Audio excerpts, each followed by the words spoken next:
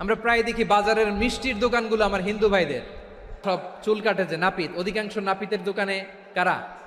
আমার হিন্দু ভাইরা। তা আপনি চুল কাটতে পারবেন কিনা? পারবেন কিনা বলেন? পারবেন। তার দোকান থেকে দই মিষ্টি কিনতে পারবেন কিনা? হ্যাঁ, আমার মুসলিম ভাইয়ের দোকান থাকলে ওইটারে আমি বেশি প্রায়োরিটি দিব, ঠিক কিনা?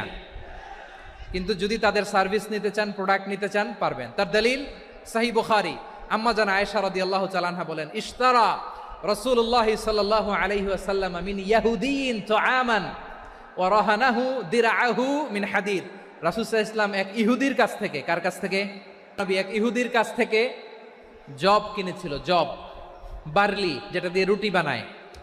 ওই জবের দাম দেওয়া টাকা পয়সা নবীর কাছে ছিল না, ফলে নবী ওনার একটা পোশাককে মর্গেজ রেখেছিলেন, মর্গেজ, বন্ধক, যে এখন এটার দাম দিতে পারবো না, কয়েক কেজি বার্লি নিয়ে যাই আর বন্ধক